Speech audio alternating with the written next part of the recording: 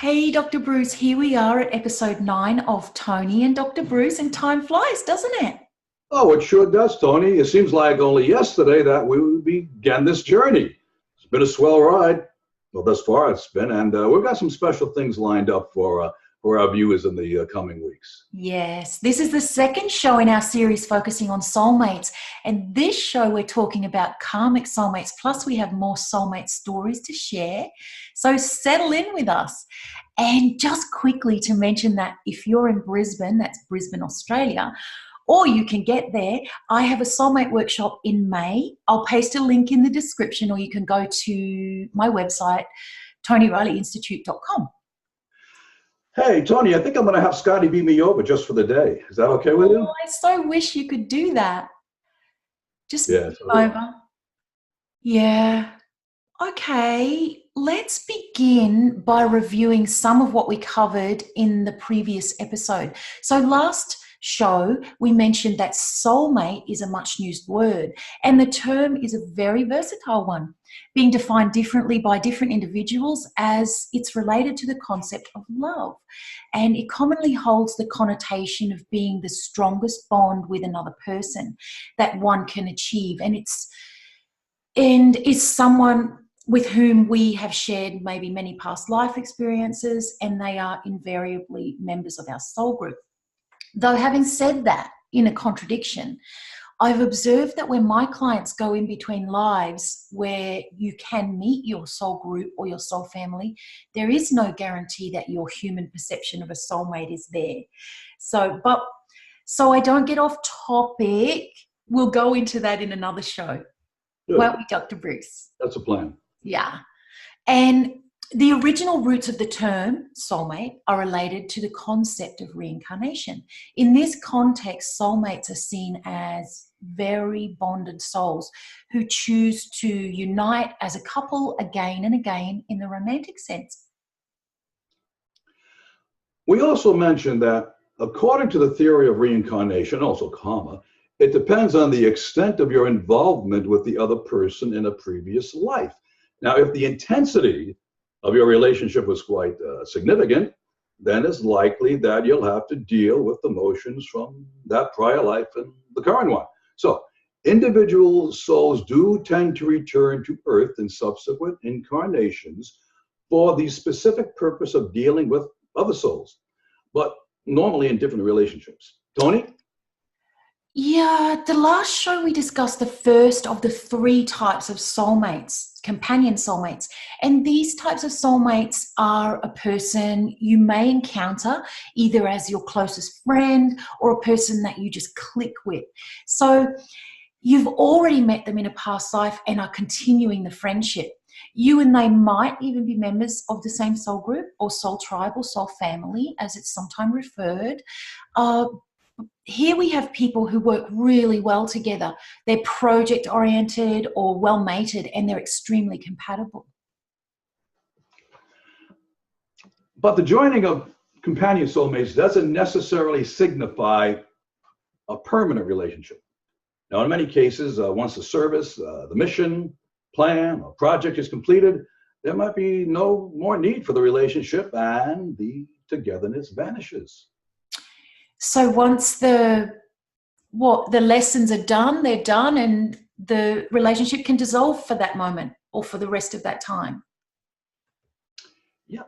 Now, as far as companion soulmates are concerned, as well as the other ones, they may come together to work out issues or play reverse roles other than that which they have experienced in another time or another place. Companion soulmates can also be parents, children, friends, relatives, or co-workers, and even animals. Yeah. And the second form we're talking about is the karmic soulmate. And this does indeed imply a romantic relationship. This is someone whom we are drawn in order to learn some hard but needed lessons. And it's a time for growth. And as such, there's often a great deal of growing pains in loving someone as you yourself would want to be loved. Yeah, that's so very true, Toni. I might add to that, though, that it can be worse than a toothache. For those astrologically inclined, the planet Saturn is usually associated with karmic soulmates. I didn't actually know that. Yeah, it's fascinating, isn't it? Yeah. It's very fascinating. Now, theoretically, Saturn represents our karma, the carryover from our past lives, and the resultant conditions we put on ourselves and others in this particular life. It represents that portion of ourselves with which we have to deal in working with others. Now, as that karmic planet, Saturn supposedly governs our aspects with those we love. But those are the people with whom we have the most karma. That's obvious. And it's the people we have the most to work out from the past. Toni? So the chemistry between two individuals is a critical factor in determining whether they are indeed karmic soulmates. When people try to push a relationship to be deeper than the chemistry involved, then relationships can tend to burn out. Yeah, that's very true. Chemistry. Chemistry. My favorite subject in high school. Go on, Toni, you got me enthralled. Oh my gosh, I did not like chemistry, not that kind. But this is why personal growth is so important in finding soulmates. We all have issues, and issues can disrupt chemistry and how strong of a relationship we can hold in life. And timing includes taking the time to evolve personally and to be in a stronger position later in life to support a deeper life partner connection. Look, Bruce, do you think that this might be why the second or third or more major relationship seems to improve because we've worked on ourselves as an individual? That's an excellent point, Toni. You've got to be comfortable in your own skin first. It was Shakespeare who said, "To thine own self be true, and it must follow as the night and day, that thou then canst not be false to any man." He was right on with that. And I'm also reminded of that Frank Sinatra standard, the second time around. Now just listen to the words. Love is lovelier the second time around, just as wonderful with both feet on the ground. This is, we have the noble bard and old Blue Eyes. Now, what a combination. Did you miss your calling as an actor? I probably did. I think so. Anyway, when you physically meet a karmic soulmate, it feels magnetic, like there's static or sparks in the air. And it's good chemistry. It's good chemistry when those feelings are mutual. Now, it's hard to describe in a way that doesn't sound cheesy or made up. It may start off as a purely physical attraction, but develop into intense sexual chemistry. Well, there might be sexual chemistry from the get-go. Intense sexual chemistry is often way more than just a lust thing with an ideal physical type. Finally, a karmic soulmate is a person we are mated to with a deep and honest sexual connection. It's the main aspects of soulmate where people often feel short. The operative word is mate. Since in reality, people try to force a person into a soulmate relationship before they know if they have a good sexual connection. Once sex becomes part of the equation, times, unfortunately, it falls apart. And when that's the case, you have a different type of relationship. Well, what's your take on this, Toni?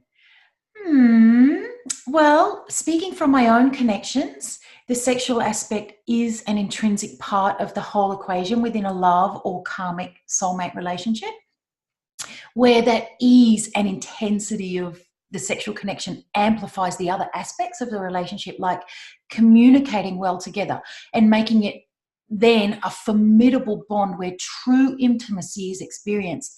And intimacy is far more involved than just physical intimacy. It's being able to reveal insecurities and openly feel and discuss emotions and views on life. And something to remind you of is that some of us are not experiencing a fabulous sexual life. There might be challenging, if not debilitating fears. So those connections might be more about each partner understanding the other's needs or reservations in that area. So, or do you see this as a different kind of soulmate connection, Dr. Bruce? No, I agree with you, Toni. In this case, it's either a karmic connection or twin flames, which we'll be diving into next week. But to bring our discussion of karmic soulmates to a close, clearly, there are potentially many areas of karma. And it's likely that some can only be balanced through marriage or a committed relationship. Once the karmic debt is resolved, however, does that leave only divorce or separation? It might appear, though, that once the relationship is over, it's over for a reason. Everything that could be derived from it has already been derived. In this case, it might be more costly to remain rather than to separate. As in the case of karmic soulmates, this aspect also derives from the soulmates being at very nearly the same, but not necessarily exact level in the development of their souls. And we're talking about soul evolution here, and not necessarily in their current respective chronological ages. Toni? Yeah. I know in my relationship experiences, they ran their course, which I guess is part of the fate. And maybe people feel like they're supposed to stay together due to religious indoctrination of together forever or till death do us part type, beliefs that are put towards us. But anyway, let's go on with our stories from our followers or our clients. Yeah. So over to you. Okay, this one is from Lisa. No, I think this is yours, Toni. Lisa. Is this mine? Okay. So this story, actually it is. This story is from Lisa, and she says, we were high school sweethearts in this incarnation. We went off to college and I was 16. I never saw him again until he found me 40 years later on Facebook. Good old Facebook. He'd been married for decades, but he had been looking for me for years, and the intensity between us was 100% unearthed. On site. Well, actually, even before we saw each other. And he said he meant to marry me back then and wanted to now. Long story short, we did not reunite, and I haven't spoken with him for 2 years. Dr. Bruce, what kind of soulmate do you categorize this part of Lisa's story as? From Lisa's description, at least thus far, it's definitely karmic, certainly not companion. Yeah, okay. And on with Lisa's story, quote, but I had a remote reading about a year ago, and the reader told me that the mate and I had been doing this for ages. Sometimes we were best friends, sometimes we were colleagues, and even a couple, but that he had never come through to manifest the actual joining of our lives as soulmates, that he had repeatedly dropped the ball or not fulfilled his role as my mate. I got to jump in there and comment. Like, I want everyone to be aware and note that Lisa is saying that what the reader has said, placed blame on him, saying that he dropped the ball. Well, actually, as her soulmate, he's helping Lisa learn something about herself. It's not, it's not really, I mean, that might make Lisa feel better in the moment when that reader tells her he's dropped the ball, he hasn't shown up, but actually he's shown up in exactly the capacity he needed to. And it's for Lisa. Yeah, I agree. So continuing her story, the reader, this is on with Lisa's story. The reader told me a few stories of lives we'd lived together previously, like one in which we were buddies in a war situation where he'd left me behind to die. And the reader told me that this last episode, once I told her about it after the reading, that we would have to keep coming back until he held up his end of the deal, that he had repeatedly broken the soul contract. And again, I have to comment. I work with intuitive development and come across people who are fabulous readers and who can see other people's past lives. Some who I certify in Past Life Regression can see the lives of their clients as it's going through, and I teach them to never lead the client, even if they can see that client's past lives. And because it's so important that the person gets these answers for themselves. I find that the therapeutic value kicks in when the client recalls details and circumstances themselves. The other thing I'd like to point out in this type of reading, while it might be true, it doesn't give any answers to Lisa except to blame the man. Or in this case, the man. Blame the soulmate. So this might make one feel better in the moment, but it would probably be better if Lisa underwent regression herself to find out why. Because this man, her soulmate, is helping her to learn something, and uncovering what that is will enhance her life.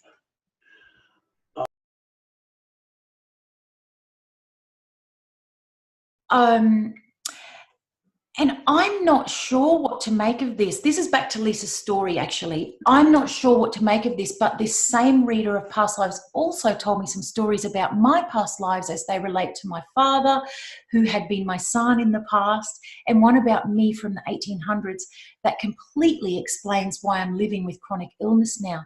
And note, the reader did not know I was ill before she told me this. So all the stories she told me made sense. And related to my life in this incarnation with this family and other people, like the errant soulmate. So that's Lisa's story. I just got a bit of a final comment about it. First of all, thanks for sharing it with us, Lisa. But these kind of statements from a reader can be super helpful in understanding personal idiosyncrasies and nuances of relatives and friends for sure, and how we relate to them. However, to discover the actual purpose of the chronic illness is possible through recall regression. So, Lisa, got to get happening. I'd like to contribute one from Nikki. And Nikki writes, my soulmate is my fiance. We've spent many lives together. In this life, I met him at school. In the class, I told him, beware or I'll kill you again. And that while he asked me when I will kill him again like before, I remembered him from 2 past lives together. He was also mixing 2 lives. We were both puzzled and figuring everything out. The story behind the killing part is this. There was this lifetime during the medieval ages. My name was Elizabeth, his was Calvin. I loved Calvin dearly. We were childhood friends. There was this corrupted baron who killed his mother when he was a child. My mother was a midwife and a medicine woman. She helped Calvin's mother to deliver him. So my mother did know Calvin. When his mother was killed, he ran to our house. He helped my father in the farm. One day, that baron killed my parents too. My uncle took me with him and Calvin had to run away. 13 years, I haven't seen Calvin. I was 15 when I was forced to marry Julius, the son of the baron. Calvin and I had our favorite place to play. It was under a willow tree on a hill near a river. I kept on visiting that place until one day I saw a man sleeping under the tree. Well, I asked him what he was doing there under the tree. He said it was his place to be. He asked my name. He couldn't believe that I was the Elizabeth he used to know, and I couldn't believe that he was Calvin. Elizabeth had vague memories about Calvin. She eventually forgot his name. I spent the whole day with him and promised him to come back again 3 days later, but I didn't show up. Calvin was worried. I told him I was sick, I felt tired, and so on. Turned out I was pregnant from his child, and Julius didn't know about the affair between us. But Julius hated Calvin. Julius gave me the order to kill Calvin. In the night, I found Calvin sleeping in front of a gate on a hill. I stabbed him, but didn't kill him. I couldn't kill him. Now, if you're watching, Nikki, remind me to never get on your bad side. Hey, I'm a bleeder. Toni? This story reminds me of when my own son made a comment to me about my friend who incidentally used to assist me with regression courses and training for years. And her name was Toni as well. Anyway, one day randomly, my son says to me, and when he was 18, if I was rich, I'd marry Toni. And I was like, oh, why would you have to be rich to marry her? And not really realizing that it was odd because we actually adore her and she's very beautiful. So it's like, well, of course you might want to marry her. Anyway, he said, so I can take care of her. So I had a big discussion with Toni about this, and apparently she totally understood, and she said it fit in with a past life that she had recalled where she was aware of where her husband had taken care of her. And I guess you could say she was codependent in that life. So when people, like my son did, make these statements, and like Nikki has done with I won't kill you this time, or Yep. that statement out of the blue, it can be an indication absolutely of having a past life together. And you know, it also reminds me somewhat of a female client I had who wanted to know why she always felt so responsible for her sister. Yeah. And she had a compulsion to rush to her sister's side whenever the sister was sick. Now, as a young adult in this life, this really caused her a great deal of anguish when she went to the East Coast to attend college. I believe it was Harvard University. In later years, it totally disrupted her life time and again. And in the regression, she was a happy child living during the early 1900s in Ireland who had an invalid sister. It was her duty to stay with the sister and take care of her. Now, whenever she wanted to go out to play, her sister would beg her not to leave. She'd say things like, oh, please don't leave. Promise me you'll always be here for me. Now, here's where it really gets interesting. She wasn't just her sister in that life, but she was also her sister in this life. Yeah. Recognizing that allowed her to detach herself from the old, no longer applicable promise. Yeah. That's a good case, a little good case study for us. Well, let us know in the comments if you like these soulmate stories. And in the next show, we're delving deeper into the different types of soulmates. Next week, we're talking about twin flames. Oh, twin flames. Now, we'll really be turning the heat up next week on this one. Both burners. Ouch. Bad joke. Oh, well, you've been watching Toni and Dr. Bruce, where we discuss all matters related to reincarnation and past life regression. Do us a favor and tell your friends to start a watch party. That's a Facebook thing. And if you're in Brisbane, shameless plugs here. If you're in Brisbane, Queensland, Australia, or you can get here, I have a soulmate workshop happening in May, and there'll be a link in the description, or you can go to ToniReillyInstitute.com. Yeah, I'll second that invitation. If you can do it, viewers, please do it. I wish I could. So, we've been here before, and we will be again. Matter of fact, we'll be here next week. We hope you will too. See you.